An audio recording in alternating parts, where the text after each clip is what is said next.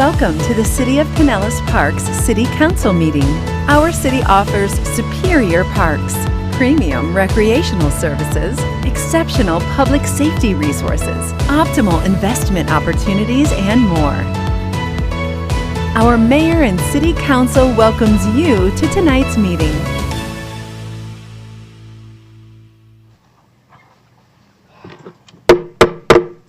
Good evening. It is Thursday, October 24th, 2024. Calling to order our city council meeting. We will have an invocation and pledge of allegiance.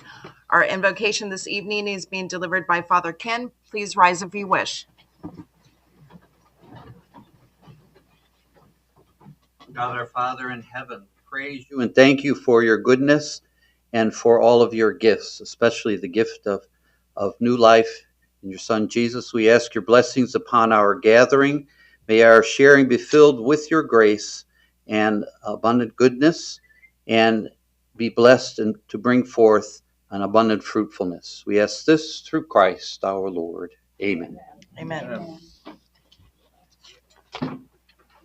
I pledge allegiance to the flag of the United States of America and to the republic for which it stands, one nation, under God, indivisible, with liberty and justice for all.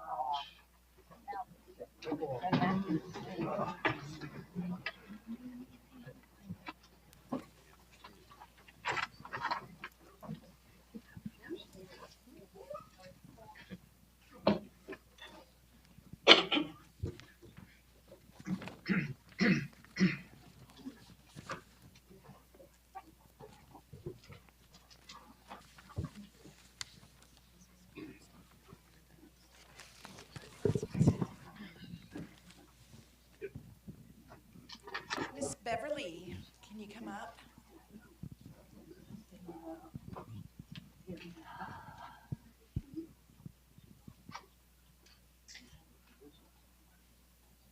For the other ones. This is Beverly, and we are congratulating her this evening on 30 years of dedicated service to our citizens and to the employees here at Pinellas Park. On October 3rd of 1994, Beverly began her career with the City of Pinellas Park as a cashier with Utility Billing Department. By December of 1994, she was promoted to Customer Service Representative and promoted again in April of 2000 to Billing and Collections Specialist. All past and present positions held by Beverly have been the elements in assisting customers directly, as well as acting as a mentor and problem solver. With the knowledge she has gained, Beverly has become a tremendous asset to the city and to the utility billing division. If Beverly is not working at home, you can find her traveling around the world by cruise ships and airplanes. Traveling is one of Bev's most favorite things to do, especially with her late husband of 42 years, George II, 2 sons and 4 grandkids. If you're ever looking for Beverly, listening for her laugh is the best way to find her. It's long, loud, and many times includes some short snorts. Sometimes things that are funny just hit her in a very hard way. She loves having a good time and being with family and friends, and she is the life of all of the parties. We want to join in congratulating Beverly on 30 years of dedicated service to the City of Pinellas Park. We're going to do it for a few more years? Maybe. Well, with this resume here, I think you need to.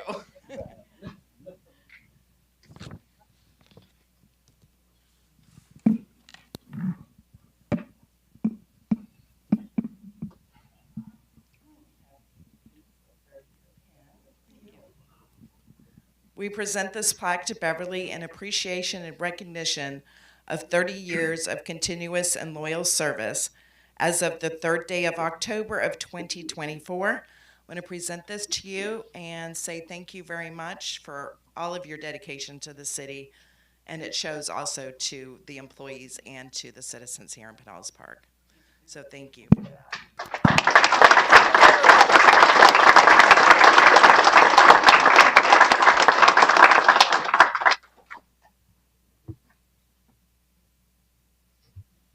would you like to invite some family and friends up?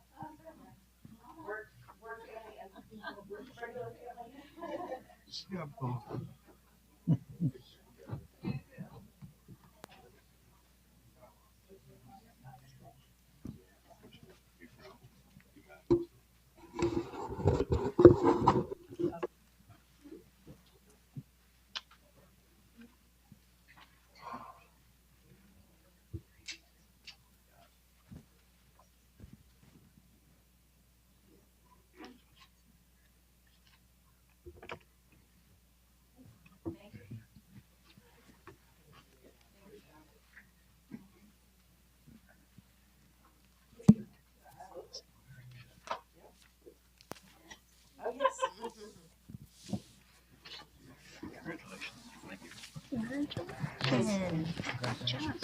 Awesome.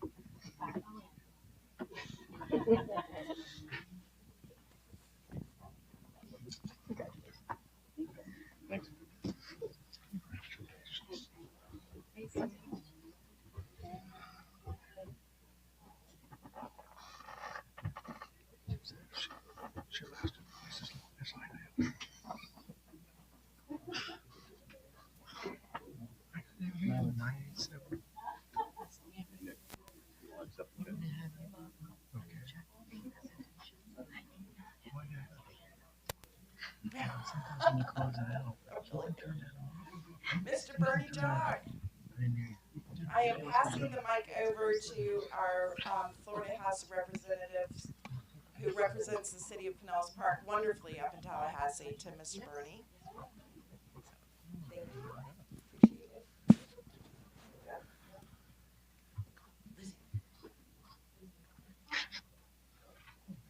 Thank you.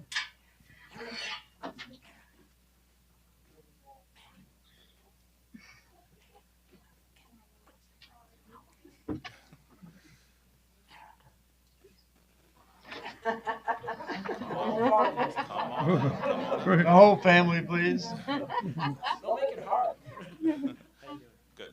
Well, good evening, everyone. I'm State Representative Bernie Jacques. I have the honor of representing House District 59, which is mid-Pinellas. It has a portion of Pinellas Park.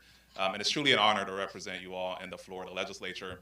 So one of the things that we get to do when we go to Tallahassee, actually it's our only job, is to pass a budget. According to the state constitution, our only role is to pass a balanced budget.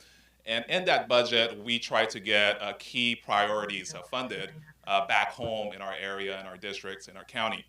And the city of Pinellas Park is one of the jewels of the district that we want to make sure receives its fair share from the state budget.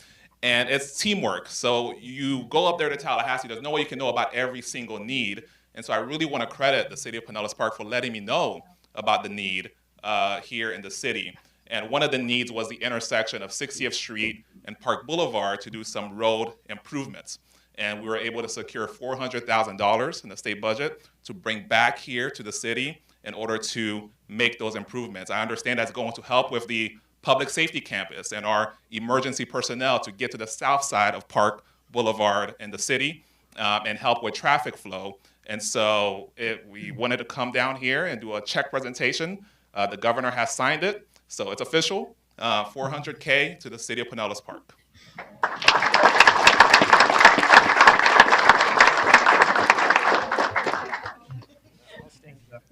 You don't want me talking.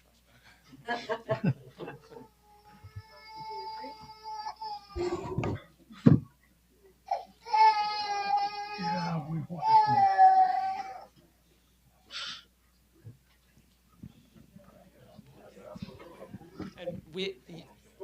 And one thing I do want to say, we do appreciate that we're a team, that we're a family, we're a team, we're a community, and there's a lot of layers that go into it. There's some staff that's not here that touches every part of this, and it's a really important point. So, thank you.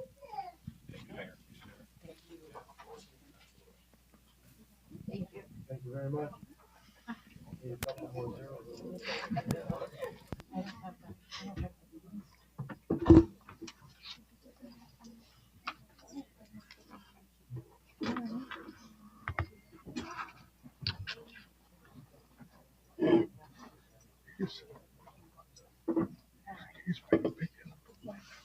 All right. Next on our agenda is the opportunity for our citizens to come up and speak on any item that is not on the agenda this evening. The first one that I have is Father Ken. If you would like to come up, please, sir. And it's generally approximately 3 minutes for speaking, give or take. So, Thank you. thank you. So, my dear fellow Floridians, and I'm blessed to be with you, and it's a pleasure to see many of you, even though it's my first time speaking. And I wish I didn't have to speak about this particular issue on my first time, but it's very important. And it's an issue not only for parishioners I celebrate the faith with here in Pinellas Park, but also that we all have to deal with. And it is the case of vulnerable expectant moms faced with the situation where they can be exploited and traumatized by abortion. I would hope that we could all agree that however a child is conceived, even if it is by the most unspeakable and traumatic ways, that we should be able to recognize that trauma is not the answer to trauma. I want to be part of protecting vulnerable expectant moms from the trauma and exploitation. And we have currently laws in Florida that do this, but sadly this November, Floridians have to deal with a vote on Amendment 4, which is an amendment sponsored by Planned Parenthood and the radical left. The amendment is extreme, radical, and deceptive. The ballot summary reads, "No law shall prohibit, penalize, delay, or restrict abortion before viability, or when necessary, protect the patient's health, as determined by the patient's health care provider." This amendment does not change the legislator's constitutional authority to require notification to a parent or a guardian before a minor has an abortion. That's 49 words, 0 definitions or clarifications. Amendment 4 repeals all common sense abortion laws enacted by our elected representatives to protect vulnerable expectant moms.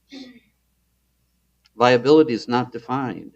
Therefore, painful, dangerous late-term abortions would be legal here in Florida under Amendment 4. Health remains undefined under this radical proposal, possibly intentionally. This extreme amendment goes far beyond allowing abortion to save the life of a mother, which is the current law in Florida. Under Amendment 4, other types of physical, emotional, and financial circumstances could be used to permit late-term abortion. Further, no definition is given for health care providers, so even non-physicians would be allowed to perform abortions. Finally, while parental notification sounds reasonable, it replaces Florida's current law of parental consent. Consent is currently required of parents of minor children to obtain an abortion. Consent, as you know, is even needed to give a child an aspirin in school. Notification would change all that. It would only require the news of this tragedy to be reported after the fact. Parents would lose their rights. Whatever our views are on abortion, I hope we all agree. Amendment 4 is a grave injustice and deceptive for vulnerable expectant moms and their children. And so we all need to stand up and we say no by voting no on Amendment 4. Thank you. Thank you. The next person that I have that would like to come up and speak is, I'm not going to say this properly, Costadina.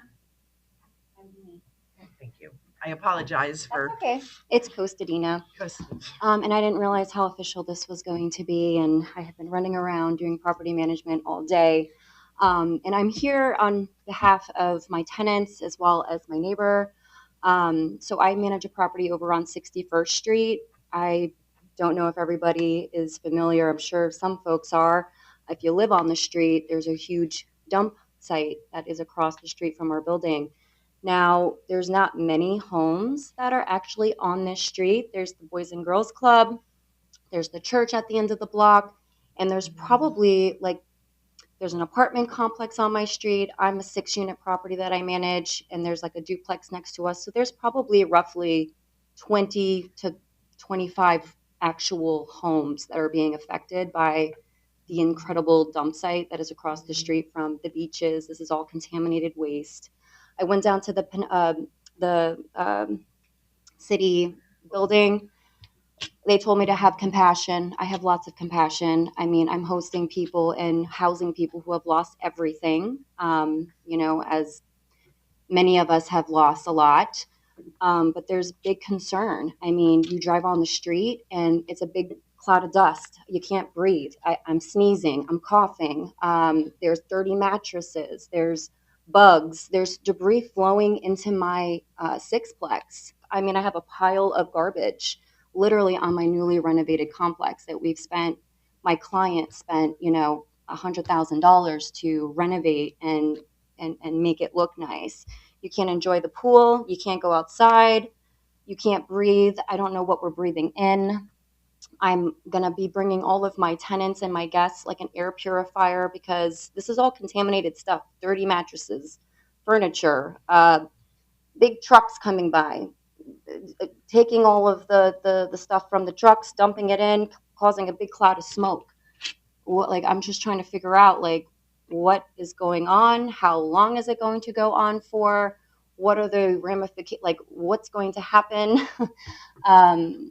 There's concern, a big concern, so that's what I'm here for. So I'm not sure which one of you guys I'm really truly talking to, but I'm just trying to get information, basically, of what's going on and how long this is going to be going on for. You touched on it. I mean, it's a debris site.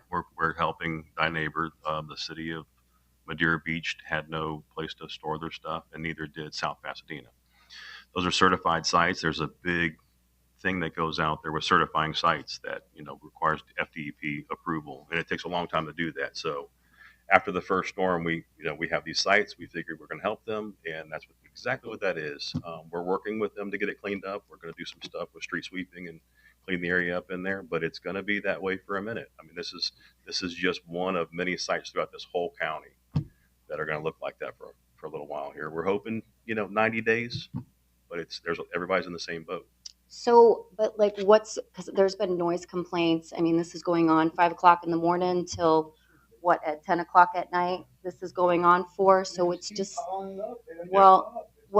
yeah. So I'm just concerned with what is the city doing, because it's only affecting a handful of people. I mean, it affects everybody. Everybody drives by there. It's next to a city park. It does. We all see it. But again, and I know they told you to have compassion, but the truth is we're just trying to help everybody out. We're in the same boat. If you go to our park up here at Helen Howarth at Broderick Park, there is a debris pile a mile high. It's just one of those things. We just had 2 major hurricanes that impacted us all. Right. We're going to work on it. I mean, I'm not happy. We have gotten complaints about them coming late at night and early in the morning. We're going to work on that. In fact, there's going to be designated hours of operation. We're going to definitely, it was one of those things where, here's the site. They didn't have anything. We're trying to help them, and they've kind of just been hands off. They're going to be more involved now. The city managers are going to get involved. So it's going to get fixed. But what about the secondhand things that are happening because of, I know there's a big issue. I have properties out in Indian Rocks Beach. People got flooded, trees got on homes. I understand that, but Yep. I'm worried about the secondhand repercussions that are going to be becoming because of this. The air quality, the noise is was one thing. Okay, it's noisy. If you guys ever watched the movie Up, the beginning of the movie where the guy is living surrounded by constant noise and debris, that's literally what it feels like. So I mean, is the city willing to do anything for these simple folks that are living on this street that it's there's 20 people on the street that it's really truly affecting? Now, again, it is affecting everybody because the trucks are coming down Park Boulevard. They're coming down 78th Avenue. Right, but when you live there, I get it's totally different. And the answer is yes. We are working. I mean, this has been 2 weeks. Literally, Okay. we're still trying to survive from some of the stuff we went through, but it is a work in progress. So they're expecting like 90 days at least. I'm giving you 90 days. I hope to be a lot faster. Right? Okay. I'm just trying to be cautious because it is. Here's the problem the whole state has is where is all this stuff going? We're all in the same boat. So yeah, they're working on that. Okay. It's one of those things where we're helping people, and it's good to help people, and we need to be here to help people. But there's a lot of questions that come up from doing that, you know. And I'm requesting that their city manager step up and help us a little bit with, you know, taking care of our residents. We don't want to hinder anybody out there, without a doubt. Where would we get? Because I know they were going to build a beautiful park over there. It's coming. This doesn't change that. It's Okay. coming. Okay. Is there anywhere that we can get updates on like whatever update is happening over there with that? Yeah, we can do that. I mean, it's a small, like you said, it's a small enough group. I have your info. I'll absolutely keep you in touch. If you'll write your phone number on there for Sure. him so that he can contact you and get an email or something later down the road. Thank you. Yeah, just an easy contact.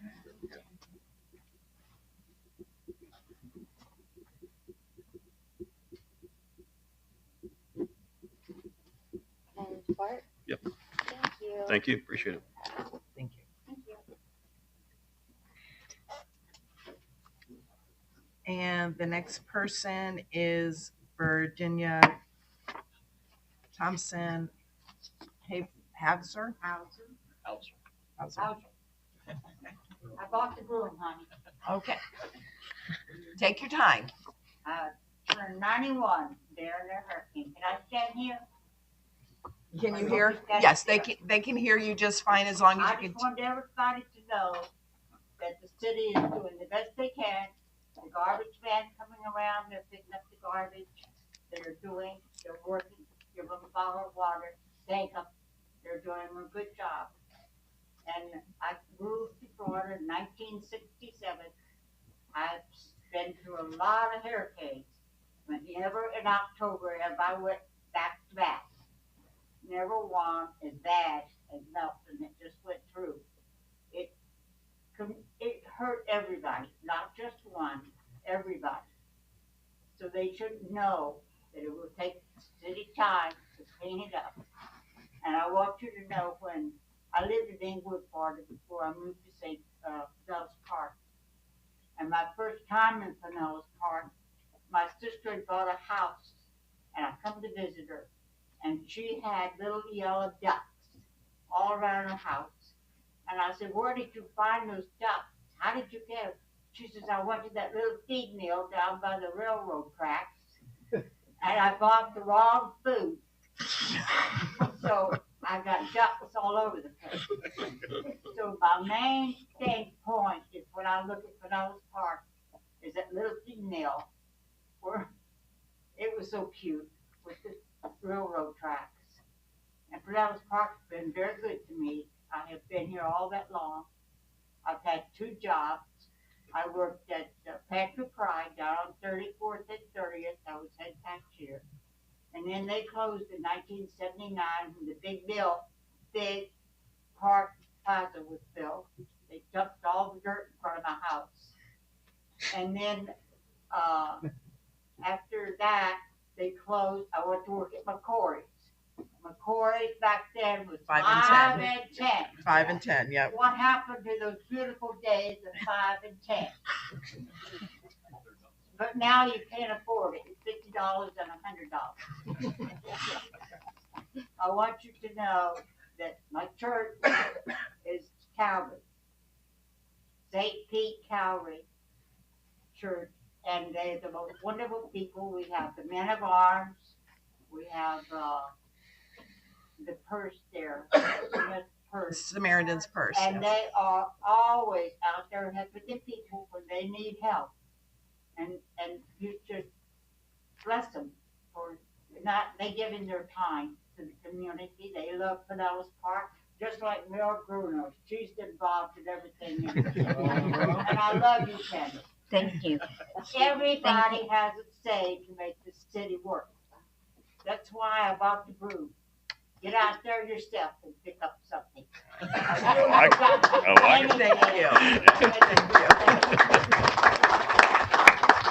Thank you so much. You're welcome. And tell your father I said hi. He ain't gonna know who I am, but that's okay. Are you running for governor? You know what? I You thought got my about vote. it. I would just be president. Because I tell you what, we need a good cleanup job. We're working on it. Thank you. Martin, We're would you working vote on for it. me? Yes, I will. I'll think She about said it. she would too. During the storm hit the 9th. My birthday was the 10th, and I turned 91.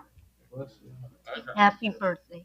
I'm still moving, and this is what God meant. If you sit down, watch TV, you're not going to get no place. No matter how you feel, get up, thank God, put your feet on the floor, and move. Amen. Doesn't matter how you feel, move, and you'll get to feeling better. I could talk all night. I asked for 3 hours.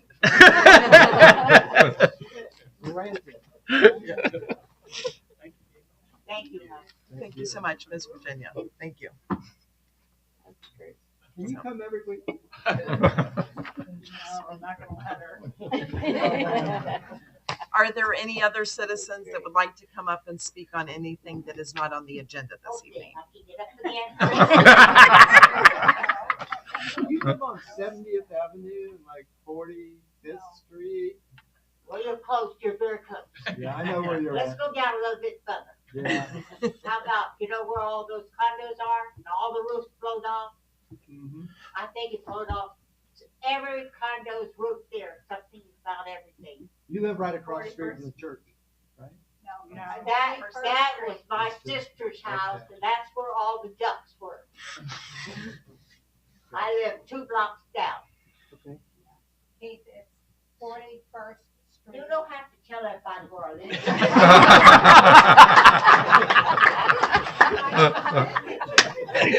She might get a fancy follow. I'm always out in the yard, pulling weeds, bending up and down. And my heart doctor said, Jenny, you're in better shape than a lot of my younger people. But you gotta lose it or you'll lose it. I agree. And just take care of our land, because years and years ago, I was about 9, 10 years old, and this little boy lived on the hill above us, and he had autism, and his name was Sammy. And he looked at my dad and says, do you own all this?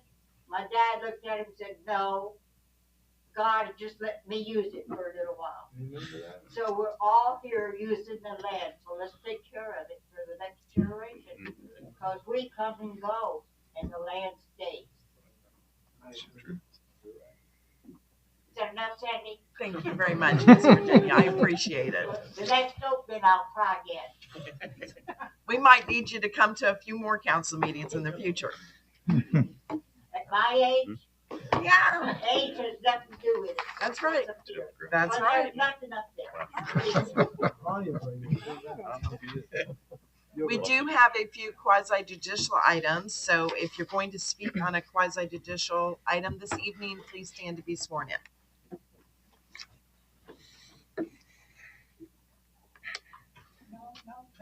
Do you swear to tell the truth, the whole truth, and nothing but the truth? Thank you. Thank you. Moving on to section 2, approval of minutes, Councilmember Butler. Thank you, Mayor. Make a motion that we approve special council minutes of October 3rd, 2024 as on file in the city clerk's office. Second. Motion has been made in second. And we, just to let everybody know at home, this is our last week practicing our vote on this. Next council meeting, they will actually be showing up on the TV when we cast our votes. So, all those in favor? Aye. All right. Motion carries unanimously. Thank you. Moving on to section 3, public hearings, item P1. Item P1 is ordinance number 4274, an ordinance of the City Council of the City of Pinellas Park, Pinellas County, Florida, amending section 1, 2, 3, 6, 7, 8, and 10 of ordinance number 4262, an appropriation and tax levy ordinance of the City of Pinellas Park providing for appeal of all ordinances or parts of ordinances in conflict herewith, providing for severability, providing for an effective date. Thank you. Item P1, ordinance number 4274 is public hearing, second and final reading. I am opening the public hearing and turning it over to Dan Castellanos. Thank you, Mayor. This is our last budget amendment for last year. Under state statute, we're allowed 60 days to amend the prior year's budget in order to have, basically cleanup of the budget and the financial statement for auditing purposes. And the highlights of the amendment are we're adding additional funds for liability and workers' comp insurance, and also for refuse and recycling expenses and the associated revenue. It'll be $620,228. So we're adding money for the expense, and we're also adding money for the revenue. So we're adding grant funds of $53,000 for the police and fire department, and also we've revised our estimates for water, sewer, reclaimed water purchases, and sewage treatment processing, in total of about $1.5 million. And we're also adding police confiscated monies for recent revenues, which are approved by the court system for the police, for $213,000. And basically, the majority of this amendment basically reduces the capital improvement fund by a total of $44 million. What we're doing here is we're taking money out of last year, and we're going to be bringing that forward into this year's budget. So I know it gets a little confusing for the non-financial people, but that's basically what we're doing. So as far as last year's total budget is concerned, it's actually decreasing by $38,700,000 for a revised total city budget for last year of $227,896,444. And if anybody has any questions, I'll do my best. City Council have any questions of Dan? Is there anybody in the audience that has any questions on this item? Seeing none, I will close the public hearing at its second and final reading and entertain a motion by Vice Mayor Sabel. Yes, thank you. I'd like to make a motion to pass ordinance number 4274, public hearing, second and final reading. Motion has been made in second.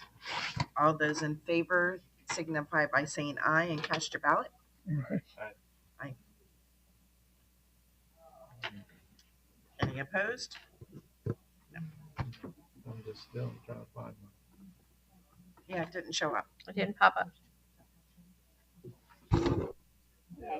There we go. Thank you. Learning curve. Motion carries unanimously. Thank you. Moving on to item P2, conditional use approval. Item P2, conditional use approval for an automotive repair facility, major limited to automobiles, vans, and light trucks within the heavy commercial CH zoning district. Thank you. Item P2's public hearing, first and final reading. This is quasi judicial. I am opening the public hearing and turning it over to Todd. Thank you, Mayor. My name is Todd Byron. I'm an associate planner with the Development Review Team, and I'll be presenting case CU-0724-00015. The request for this case is conditional use approval for an automotive repair facility, major, limited to automobiles, vans, and light trucks within the heavy commercial CH zoning district. Here's an aerial map of the site. The subject property is located at 3690 70th Avenue North, formerly the Blue Innovations Group. The subject property has a land use of commercial general CG. The zoning of the parcel is heavy commercial CH. And here's the flood insurance rate map showing that the parcel is located partially in flood zone X, which is low risk, X shaded, which is moderate risk, and AE 16, which is higher risk. Here's a proposed site plan. This shows some 4 bay doors on the south side of the property that the property owners will use to get vehicles into the building for repairs. And here is a proposed landscape plan showing trees across the property as well as a continuous hedge along the streetscapes. Here are some site photos. This is facing south from 70th Avenue. And this is a photo facing north towards 70th Avenue. And this is the parking area behind the building to the south of the building. And this picture is from 37th Street. And here's a picture facing northeast, also from 37th Street. The picture there shows where the bay doors will be for ingress and egress for the vehicles to be repaired. And here is another site photo. This is facing north from 68th Avenue. And you can see basically the parking area that I just showed. Conditional use criteria for the automotive repair facility. Basically, it's administrative approval unless the parcel abuts non-residential zoning, and then review by Planning and Zoning Commission and approval by City Council for sites abutting or functionally abutting residential zoning districts, which is the case here. Summary. The applicant is proposing an automotive repair facility major limited to automobiles, vans, and light trucks, which is a conditional use in the CH zoning district. The conversion will retain the approximately 54,000 square foot structure and add the following: the 4 overhead doors that I mentioned to bring vehicles inside for repairs, and updated landscaping that meets code requirements and greatly improves the site. And up to 35% of the excess parking area on site will be used for storage of basically brand new vehicles for Crown Automotive, which they will eventually distribute to local dealerships. And all repair work is proposed to be completed within that main structure, so there won't be any outdoor repair work at all. And this will also provide basically a 300-foot buffer between the building where the repair work is being done and the residential properties to the south. Per code, the applicant is required to provide 65 spaces, and 234 spaces are currently existing. And findings. The proposed use meets the conditional use requirements and review criteria per the Land Development Code, and this request is consistent with the goals, objectives, and policies of the comprehensive plan. As such, staff recommends approval of case number CU-0724-00015 with the following conditions. Condition 1 is that a unity of title be created that unites the main parcel and a small out parcel on this property. Any vehicle deliveries, loading, or unloading should be conducted on the subject site and not within the public right-of-way, and that no deliveries or loud noises should occur after 9 p.m. And the Planning and Zoning Commission recommended approval on September 5th, 2024 of this case with the previous conditions, and added that no deliveries or loud noises should occur after 9 p.m. And I am here if you have any questions. Thank you. City Council have any questions about? Sorry, Todd. Hi, Todd. Hey. What's the current hours under the current zone? The current Business, business, for that zoning. so they previously had a some kind of like electric vehicle boat situation going on, and then that has been replaced by. Currently, they're just using it as basically storage of. But I mean, for that zoning, what are they allowed to operate hours? Oh, hours. They're basically, it's just up to like noise code requirements. So whatever the code of ordinance would say. There isn't like a specific hours of operation limitation. They just can't make. So from a Nick Colonna, Community Development Administrator, from a noise perspective for the code, it's as we know, measured by decibel, and they can't go over. I think it's 55 or 65 after 10 p.m. I have to look that up to verify it. So that would limit, if they were operating currently, that would have to limit what they could do from that point, because they'll be in violation of the noise ordinance. But what Todd's getting to is having specific function to cease after, I think, 9 p.m. Yeah, you're not allowed to basically make any loud noises after 9 p.m., but they're proposing hours between 7 a.m. and 7 p.m., depending on the demand of how much work needs to be done. And is there a solid wall anywhere around this property? It's all chain link fence. It's all chain link. And these are houses to the, Yeah, whatever that one is. Yeah, they're to the south, and there's a few non-conforming houses to the west. And then all the cars in the parking lot are going to be cars waiting for repair? The cars in the parking lot, they should be basically cars ready for sale. They're just basically holding them there until the dealerships have open space for the new vehicles. It's more of a staging area, and then they have a number of dealerships in the area in Pinellas Park and outside that they'll be shuttle too. And this is Crown, right? Yep, Crown Automotive. We won't have any problem.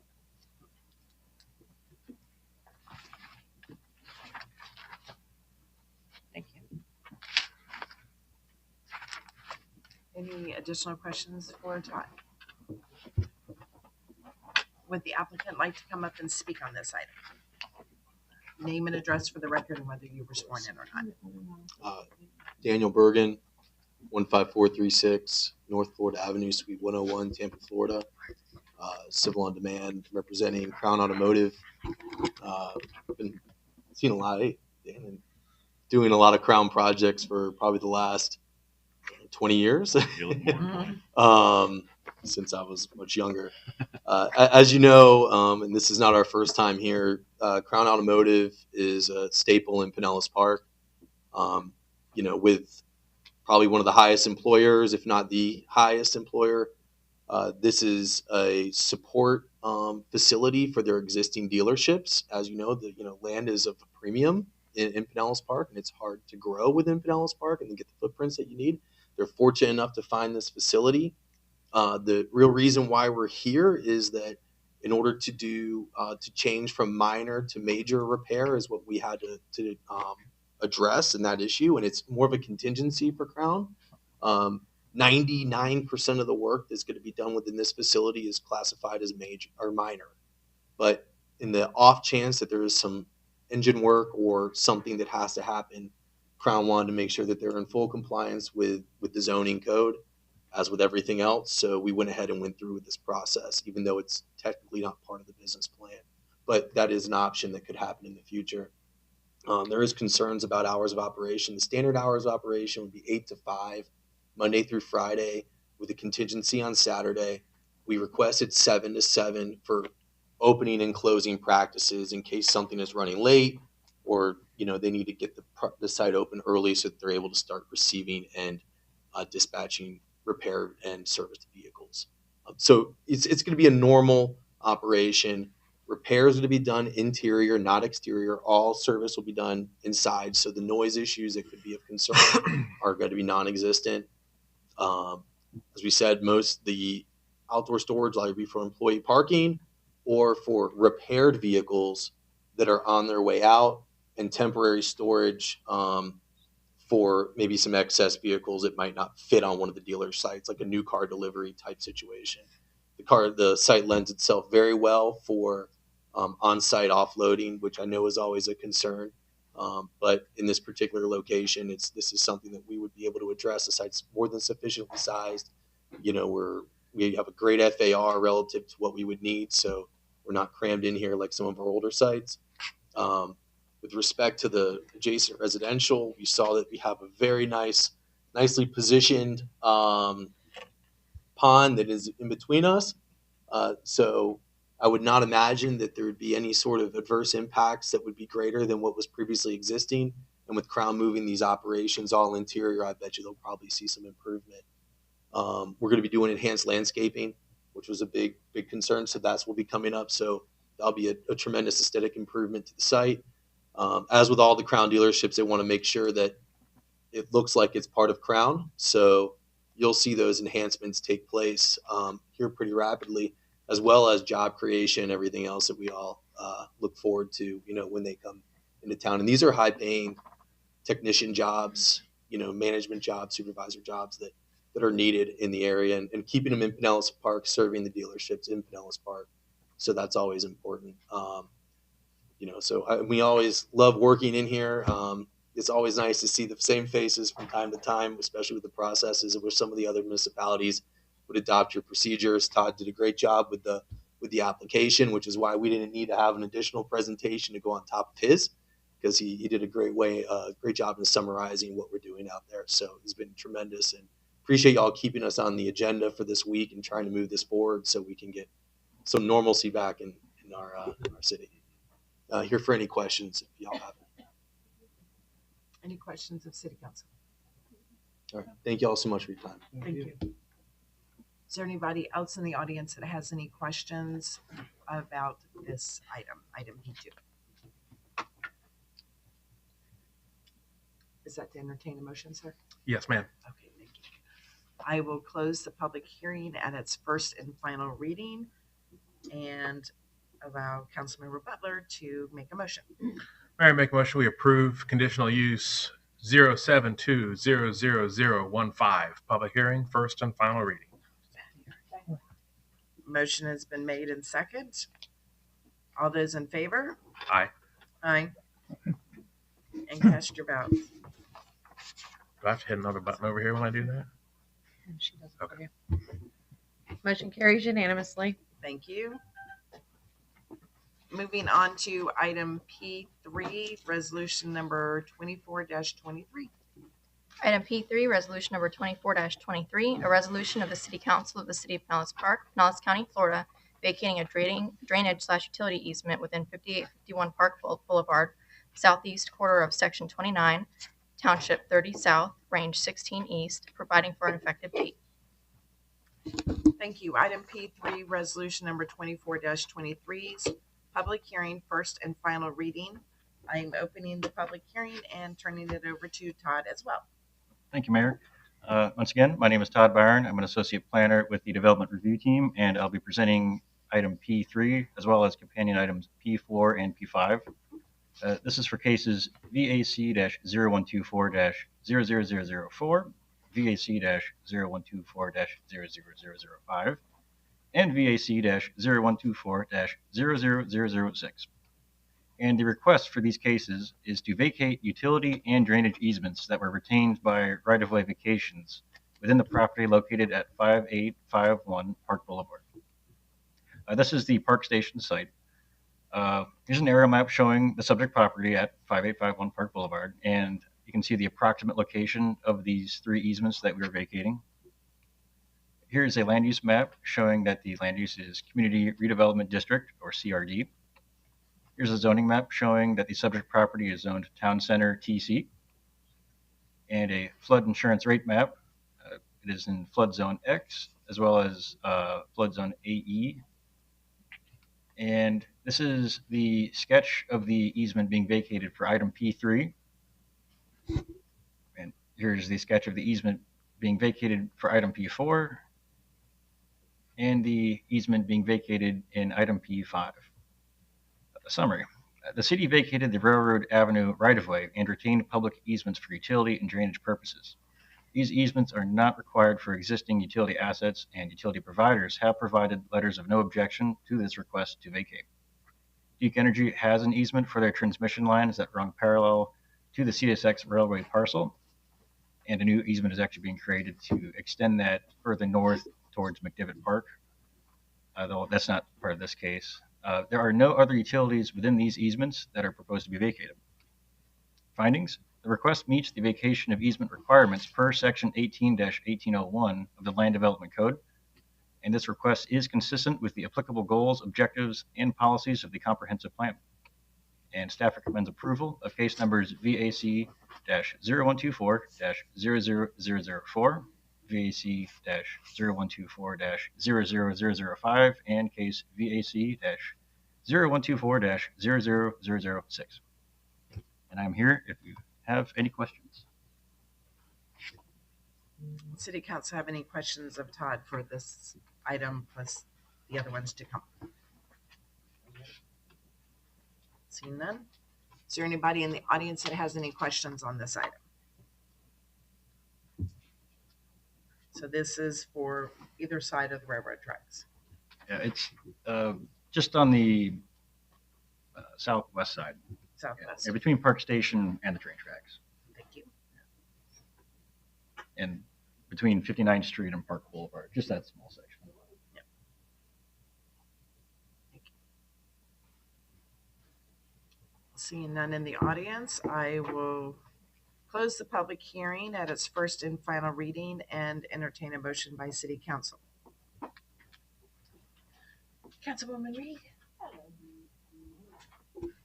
I make a motion that we adopt resolution number 24-23, public hearing, first and final reading. Second the motion. Motion has been made and second. Patty and Seville, can you please motion on your tablet? Okay, good.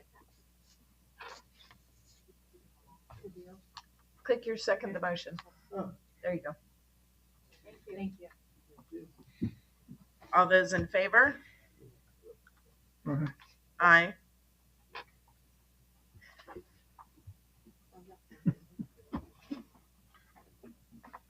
Motion carries unanimously.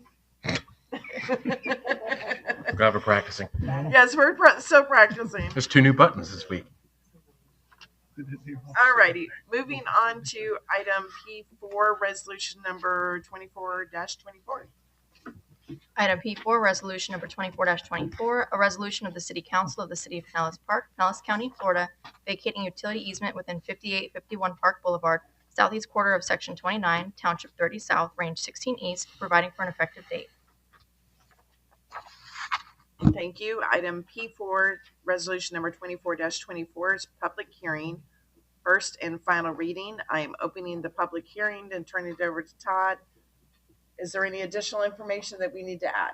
No additional information, just adding the presentation from P3 into the record for item P4. Thank you. City Council have any questions on this item? Is there anybody in the audience that has any questions on this item? Seeing none, I will close the public hearing and entertain a motion by Councilwoman Reed. I make a motion that we adopt resolution number 24-24, public hearing, first and final reading. Second motion. Motion has been made and second. Councilmember Seville, all those in favor? Aye. Aye. Motion carries unanimously. Thank you. Moving on to item P5, resolution number 24-25. Item P5, resolution number 24-25, a resolution of the City Council of the City of Pinellas Park, Pinellas County, Florida, vacating utility easement within 5851 Park Boulevard, southeast quarter of Section 29, Township 30 South, Range 16 East, providing for an effective date. Thank you. Item P5, resolution number 24-25 is public hearing, first and final reading. I am opening the public hearing and turning it over to Todd. Thank you, Mayor. No additional information, just going to enter my presentation for P3 into the record for P5. Thank you very much. Is there anybody in the audience that has any questions on this item? Seeing none, I will close the public hearing and entertain a motion by Councilmember Cadell. Thank you, Mayor. I make a motion that we adopt resolution 24-25, public hearing, first and final reading. There we go. We have a motion and a second. All those in favor, signify by saying aye. Aye. Motion carries unanimously. Thank you. Moving on to item P6, resolution number 24-22. Item P6, resolution number 24-22, a resolution of the City Council of the City of Pinellas Park, Pinellas County, Florida, authorizing the filing of the Edward Byrne Memorial Justice Assistance Grant Program, fiscal year 2024, local solicitation with the U.S. Department of Justice, Office of Justice Programs, Bureau of Justice Assistance, authorizing the mayor and city manager to act as the city's executive officers and authorized representatives, providing for compliance with the Justice Assistance Grant Program, and providing for an effective date. Thank you. Item P6, resolution number 24-22, public hearing, first and final reading. I am opening the public hearing and turning it over to Ms. Tammy. Thank you, Mayor. My name is Tammy Hillier. I am the Community Services Manager in the Planning and Development Services Division.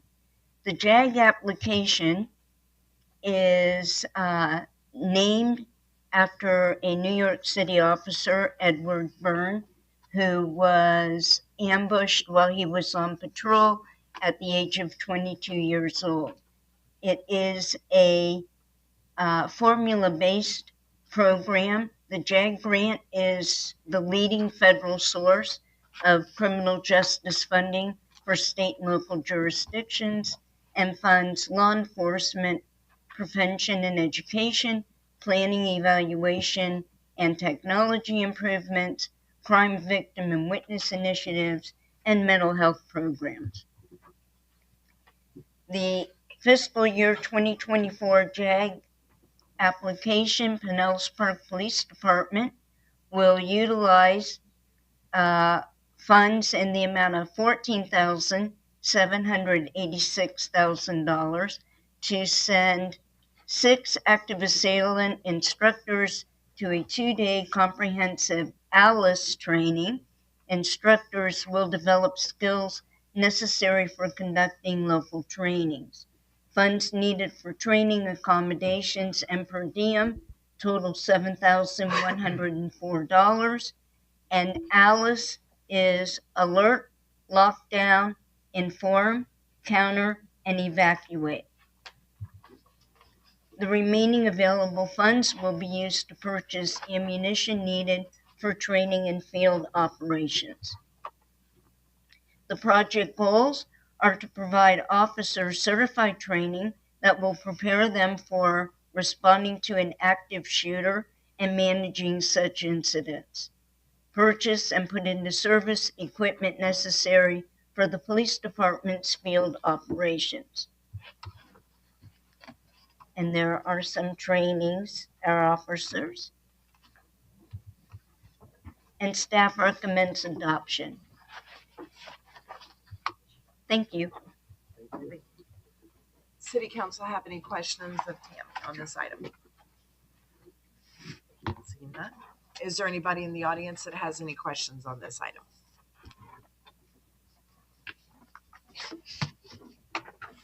Seeing none, I will close the public hearing and entertain a motion by Councilmember Butler. Mayor, make a motion we adopt Resolution 24-22, public hearing, first and final reading. Second. Motion has been made and second. All those in favor? Aye. Aye. So second, Patty Reed. Patty, Yes. yes. They'll have to adjust it.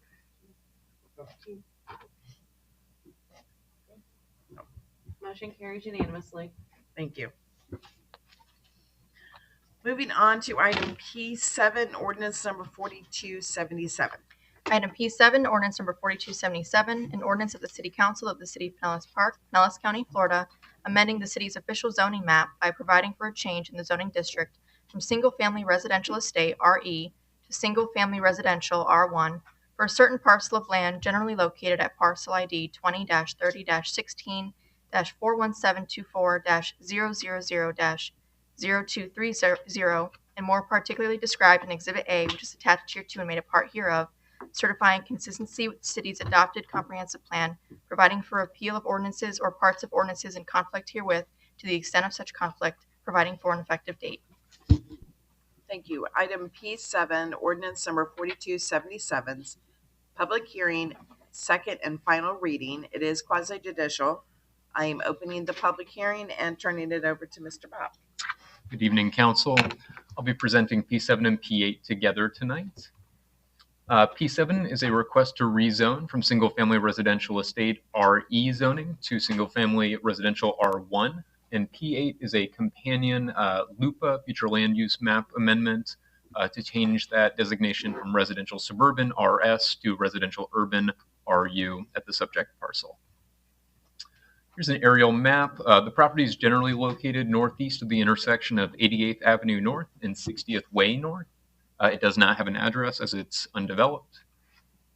As I mentioned, the subject property is currently designated residential suburban. The request P8 is to change that to RU. The zoning is RE, and they're seeking a change to R1. The parcel is located in flood zone X shaded. So to summarize the situation here, the applicant's proposing to rezone the property to R1 and change the land use to RU, as I mentioned. This property was previously combined with the larger properties to the south and kind of southeast through a unity of title. That unity of title was recently released, and the applicant's proposing to develop just one single-family home on their property.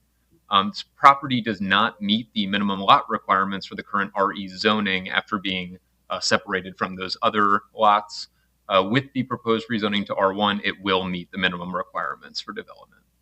The current RS land use must be changed to RU in order to be compatible with that R1 zoning that they're seeking.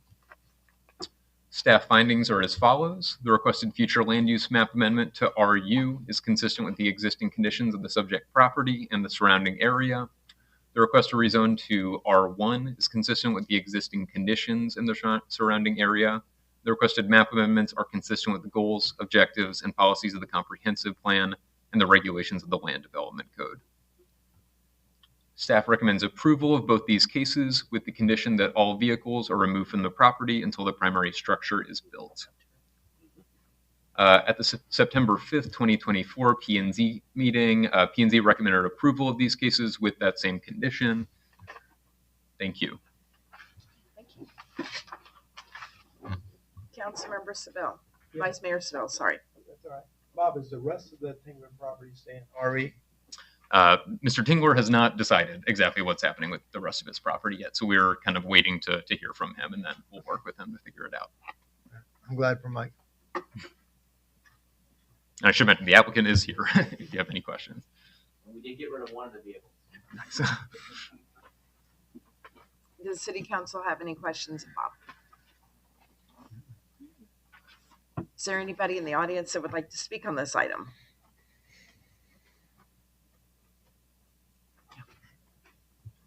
I will close the public hearing and entertain a motion.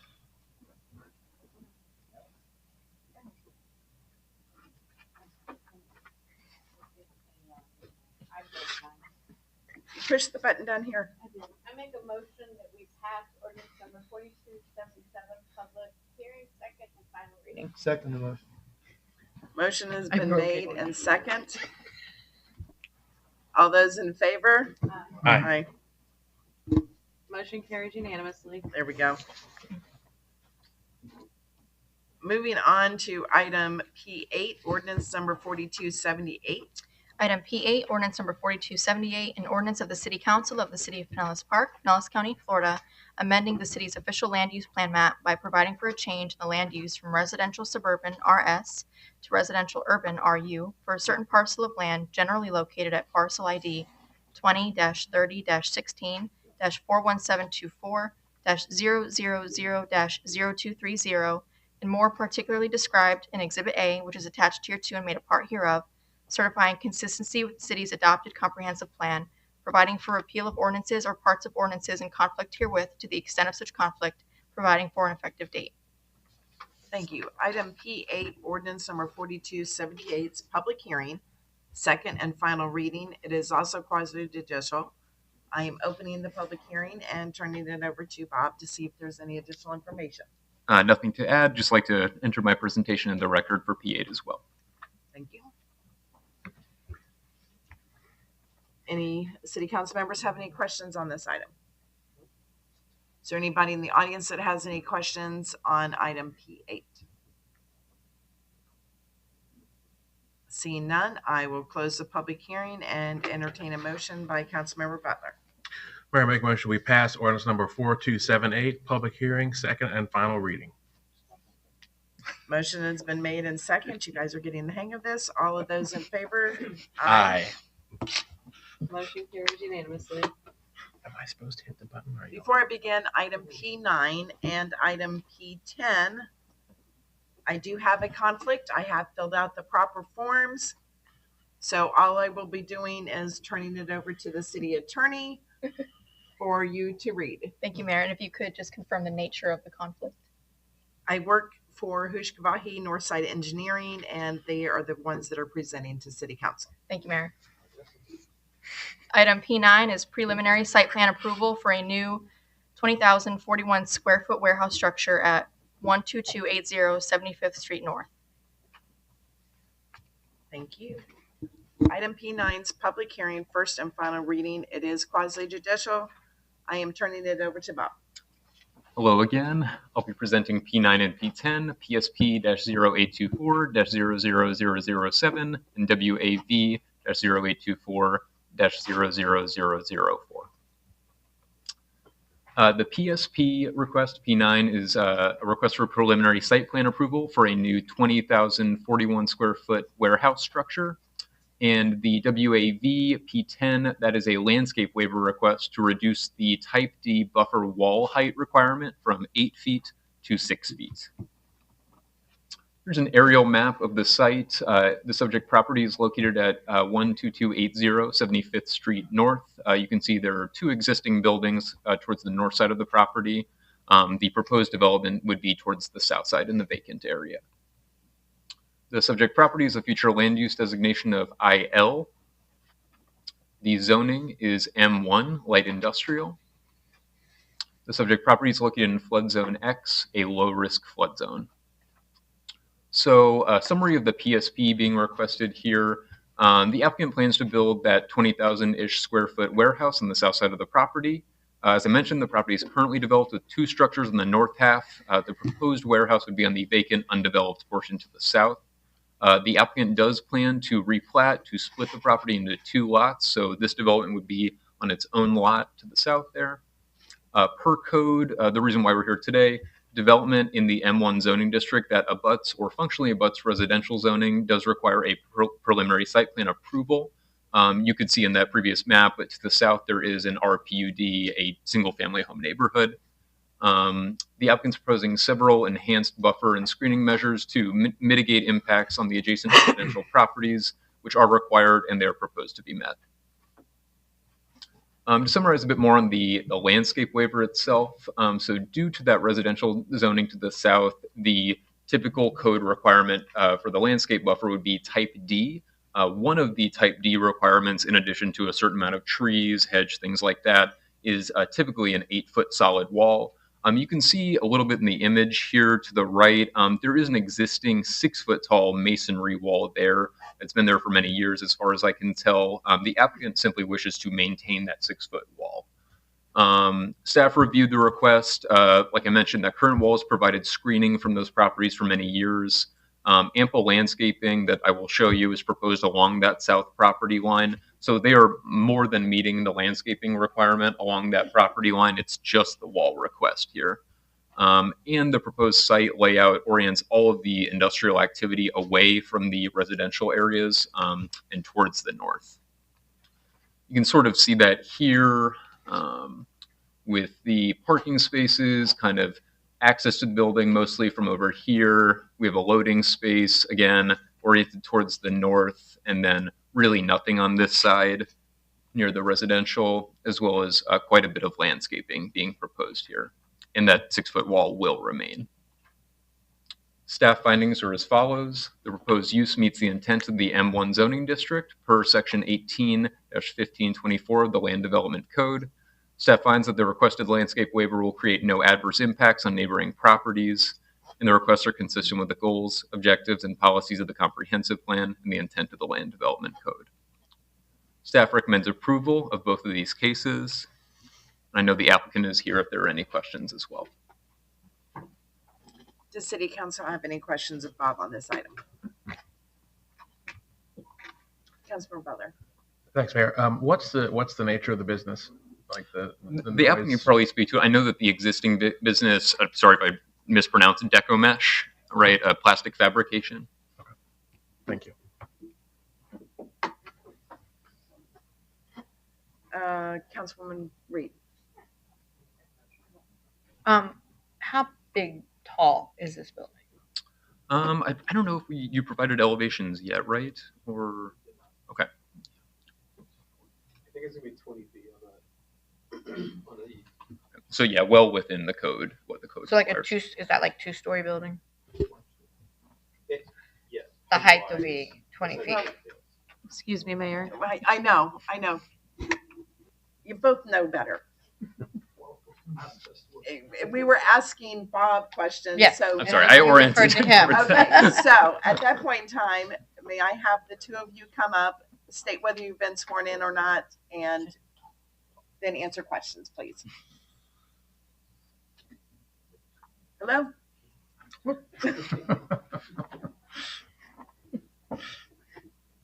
I get confused easily. Good evening, Ushkovahi, Northside Engineering.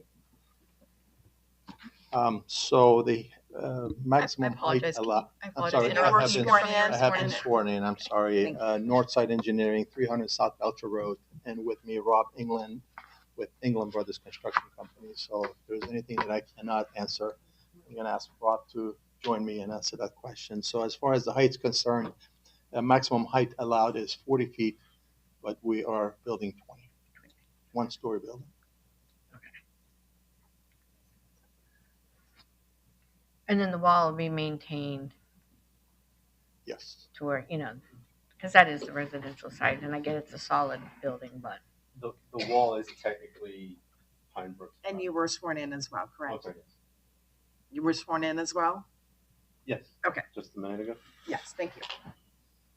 So the wall, existing wall that is there is not yours? No. So then. We can't go on somebody else's property and raise the wall. The code has some provisions in it that basically state that the code doesn't want a duplicate buffer. Basically, have the exact same thing, just better. Yeah, yeah.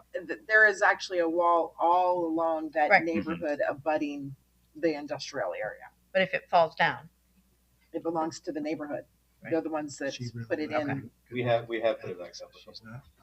Well, there you go. Yeah. Question. Their property is right next to it. In that little cul-de-sac, their property is right here, and the building they want to build is over here. I thought you were I'm allowed not to. part of this. I can't vote. I can't vote, but I can clarify when you guys ask questions. But wait till you see once you go through the new ethics training, that's what they advise you to do, what the attorney will advise you to do. But my question to you is, the existing south building that's there right now, the existing building, how far is that away from the wall? It's not. Are we talking about south. England Brothers Construction Company that's immediately to the east of us? Yes. Going up there, right here, Hoosh? So you mean to the east? Yes. So I'm going to ask. From there to here, and now you're putting a building closer in that between building. the two, right?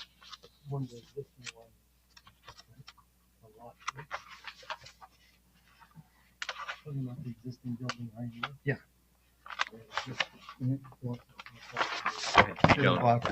I don't think that exact number is shown. I mean, I could probably add up a few of the other numbers. I mean, if you were guessing.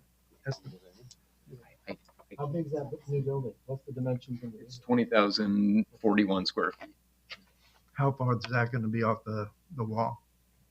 At 10 feet, I think is the. It's 12 feet. It has to be 12 70 feet feet from off the the wall. property And 10, if you look at the site data on the front page, 10 is required and 12 is provided. Yes. So minimum distance is 10 that's required, and we're building it at 12 feet from the property line. Okay. Gotcha. And if I were to just guesstimate as far as Vice Mayor Seville, if I were to guesstimate as far as the distance from the existing building to that property line, I'm going to say, roughly speaking, 220 feet. Yeah, and that's what I was getting at, 220 feet away from the wall, 6 foot. And now you're going 12 feet off the wall. That's correct? land that needs to be utilized for a purpose. Every other building along that wall is within that 10 feet of the wall. Yeah, that kind of helps illustrate a little bit the England Brothers property. Would you zoom in on that, Bob, if you would? Would you be able to? That building belongs to England Brothers Construction Company right there. But then the Moss built all those other buildings as well, and they're newer than ours. We've been there a while, obviously, but Yeah, you guys been there a while. those are the newer buildings, and they're even a little bit closer than we are. Yeah. I got you. Just asking the question.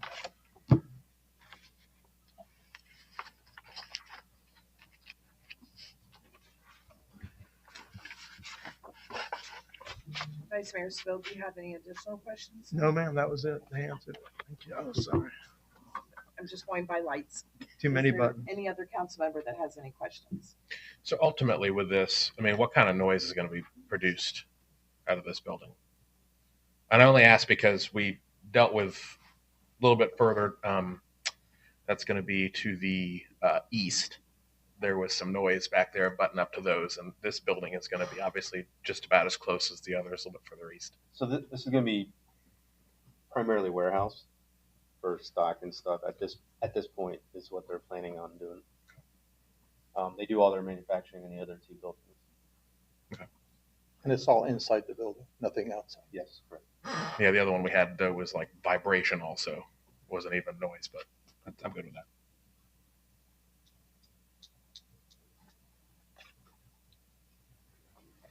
Is there anybody else in the audience that has any questions on this item?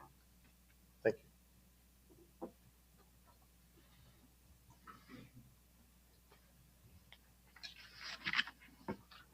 Seeing none, and City Council, no additional questions of Bob or the applicant? Councilmember Butler? Just for a motion. Okay, thank you, sir. I will close the public hearing, first and final reading, which was quasi-judicial. Councilmember Butler. Mayor, make a motion we approve PSP-0824-00007. Public hearing, first and final reading, quasi-judicial. Second. We have a motion and a second. All those in favor? Aye. Motion carries 4-0 with Mayor Bradbury abstaining. Thank you. Moving on to, don't go anywhere. Item P10. You're the boss during the day. She's the boss. Item at night. P10, landscape waiver request to reduce the type D buffer wall height requirement from 8 feet to 6 feet at 12280 75th Street North. Thank you. Item P10's public hearing, first and final reading, which is also quasi-judicial. I am opening the public hearing and turning it over to Bob. Nothing to add, just entering this presentation into the record for P10 as well. Thank you. Does City Council have any questions of Bob on item P10?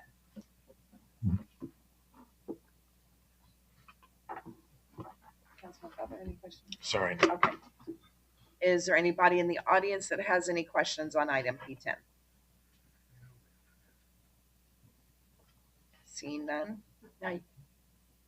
I'm closing the public hearing and entertaining a motion by Vice Mayor Seville. Thank you, Mayor. I'd like to make a motion to approve WAY-0824-00004, public hearing, first and final reading. Motion has been made and second, and Attorney Light is on. Mayor, just a thank correction, it's, his motion was to Oh, approve WAV. WAV Sorry. dash 0824-0004.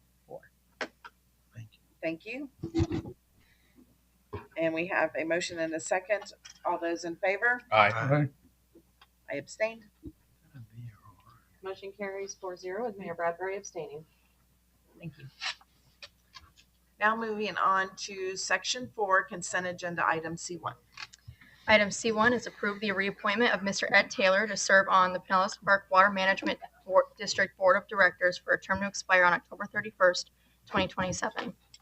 Item C2 is resolution number 24-26, a resolution of the City Council of the City of Pinellas Park, Pinellas County, Florida, amending the city's administrative fee schedule as established in Exhibit A, included in resolution number 24-08 to be reflected in Exhibit A to this resolution, providing for appeal of resolutions of parts of resolutions in conflict herewith to the extent of such conflict, providing for an effective date. Item C3 is authorization for the mayor to sign a final plat for More Space Belcher located at 9411 Belcher Road and parcel number 19-30-16-000-420-020-0210. Item C4 is approve the authorization to purchase citywide pavement evaluation provided by Transmap for $89,600.09 to be charged to the appropriate account. Item C5 is request for the mayor to sign a final plat approval for Eagle Land replat located at 11052 58th Street North. Item C6 is resolution number 24-27, a resolution of the City Council of the City of Pinellas Park, Pinellas County, Florida, expressing its support of Masteries Brewing Company LLC, identified in case number AVTE-24-01, as a qualified economic development ad valorem tax exemption applicant subject to the requirements of 196.1995 Florida statutes, authorizing improvements and or tangible personal property additions to be made by Masteries Brewing Company LLC, identified in case number AVTE-24-01 under the City of Pinellas Park Economic Development ad valorem tax exemption process, subject to adoption of an exemption ordinance for case number AVTE-24-01, providing for an effective date. Item C7 is approve the reappointment of Gary Migdal to serve as a member of the Board of Adjustment for a 3-year term to expire November 30th, 2027. Item C8 is approve the reappointment of Trish Lee to a 1-year Teen Advisory Board term ending June 30th, 2025. Item C9 is approve the reappointment of Emily Mullins to a 1-year Teen Advisory Board term ending June 30th, 2025. Item C10 is approve the reappointment of Sarah Neves to a 3-year board term ending March 31st, 2027. Items C11 through C14 are add-ons to our consent agenda, with items C11 approve the authorization for the mayor to sign the interlocal agreement between the City of Pinellas Park and Pinellas County for the cooperative emergency procurement of disaster debris removal services and monitoring retroactive to October 14th, 2024. Item C12 is approve authorization for the mayor to sign a participant agreement with Phillips & Jordan, Inc. for disaster debris collection and removal services. The participant agreement period will be for 1 year through October 14th, 2025, and the services will be charged to the appropriate account. Item C13 is approved designation of Council Member Tim Cadell to serve as the voting delegate at the National League of Cities annual business meeting as part of the City Summit in Tampa, Florida. Item C14 is approved the appointment of Council Member Ricky Butler to serve as the city's member on the Opioid Abatement Funding Advisory Board for a 2-year term to expire October 26, 2026. And that concludes tonight's consent agenda. Councilwoman Reed. Thank you. Mayor Bradbury. Regarding the consent agenda, I would like to make a motion to pass, approve, or adopt whichever action is appropriate, items C1 through C14, inclusive with item C2 and C6 being first and final reading. The next public hearing will be held in council chambers on Thursday, November the 14th, 2024 at 6 p.m. Second motion. Motion has been made and second. City Clerk, Ms. Jennifer, your light is on. Do you need to? No, ma'am. Nope. Okay. Just checking. Thank you so much. Is there anybody in the audience that has any questions on items C1 through C14?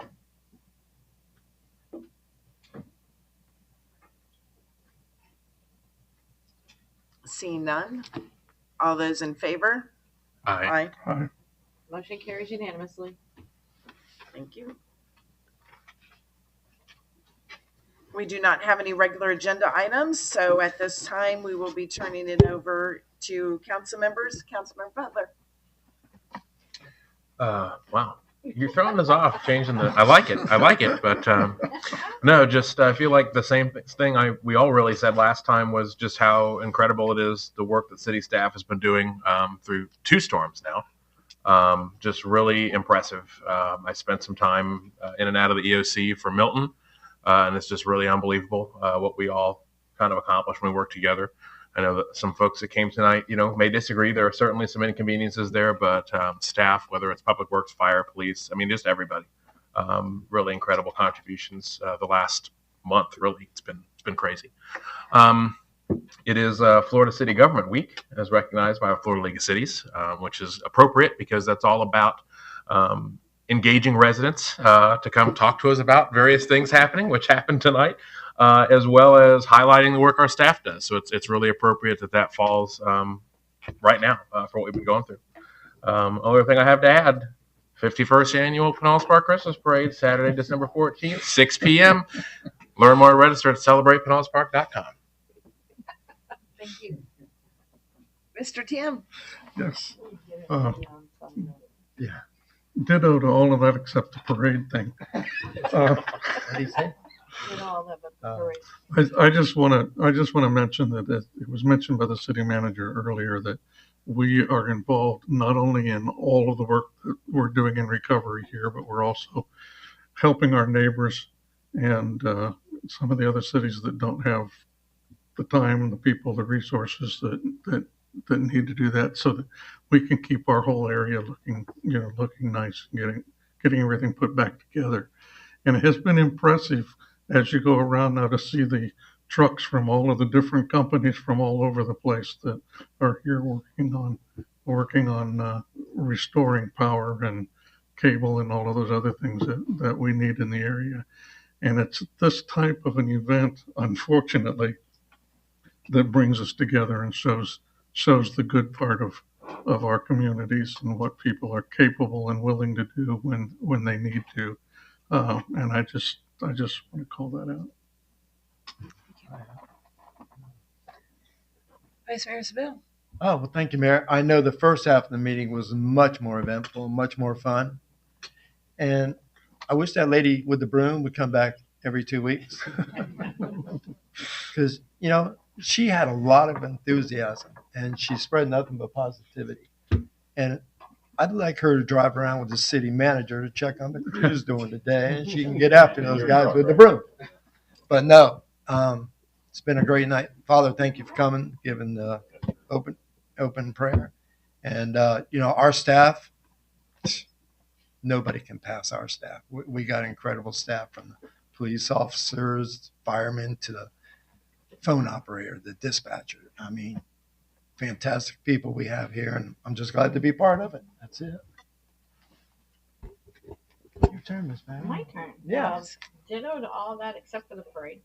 Yeah. But I do like What the parade. parade? I can't say that, but yeah, do come out for the parade. I think it's going to be something really cool. And I can't say enough about our staff and our residents. We have the best village there is, and it shows by how dedicated our staff is to keeping the residents happy. I think that there's a lot, and everybody kind of forgets that our staff also has homes and has families, and a lot of people were still working while things were happening to their houses being demolished and floated away. And so, you know, we're truly blessed to have such a good working team together, and that our residents are they're so appreciative. I get all the time that they drive around other cities and come back to Pinellas Park. I'm like, man, you guys got it going on. I've heard that every day. So I can't say thank you enough. I can't say thank you enough to the man sitting next to me. Many people don't realize that he not only took care of his father, who passed away recently, but he also never stopped. And a lot of people didn't realize that he not once stopped working the city, the hurricanes, everything that went on, and the staff that supported him so that he could do what he needed to do. And that's what we do together.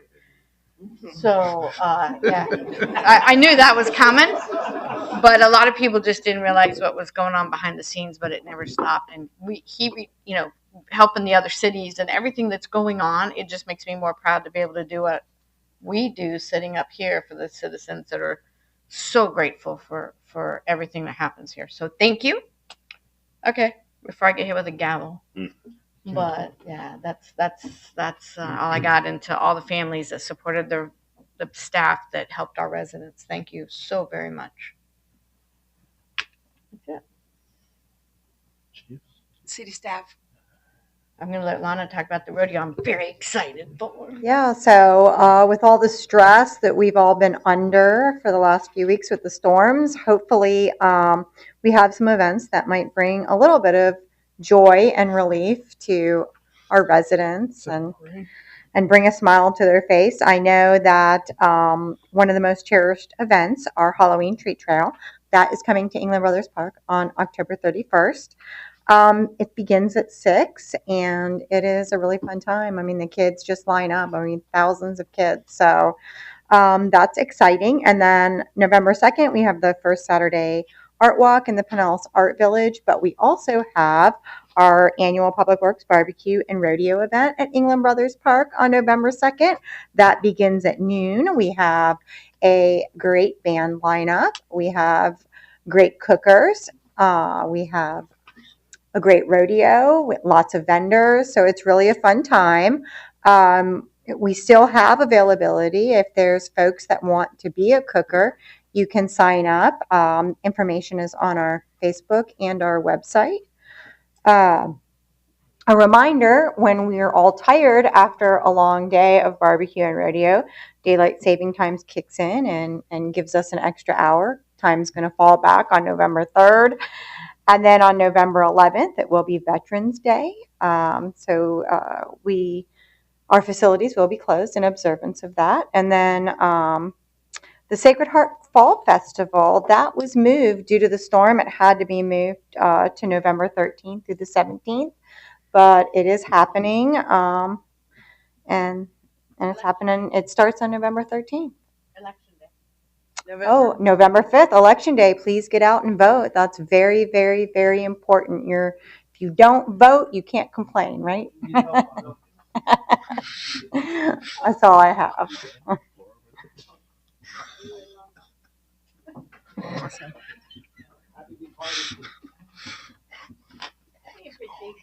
Are you going to do the hands? Keith? Nothing? Oh, Sharon? hey, I have 2 new things to talk about that are about that big. Just in time for the barbecue. Oh. If you didn't hear, his comment prior to that was just in time for the barbecue. Now you'll know what they are. We unexpectedly have 2 new piggies at the farm. Babies. They are the size of your hand. We recently, about 2 months ago, got another Juliana pig to be a buddy. So now we have 2, and she was a rescue, so we did not know when we got her that she was pregnant. So now we have 2 new little piglets at the farm. They are precious. Stop. I'm not talking to you. That's what a farm's for. They're going to be protected. Next year. No. Dan?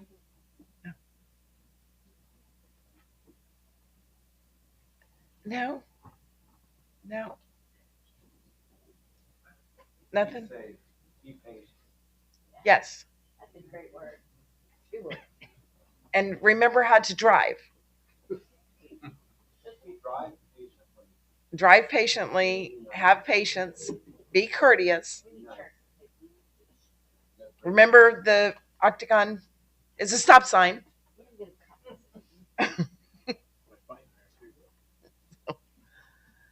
Bart, got anything? No, I'm good, thank you. Stan, got anything down there? Nothing? Well, there's been lots going on lately. We want to acknowledge how blessed we are that we have such wonderful staff. They, any day of the week, go above and beyond. This last month, they've doubled and tripled that in some cases. So we are blessed to have them. With that, we will hope that everybody has a blessed couple of weeks until our next council meeting. The meeting is adjourned.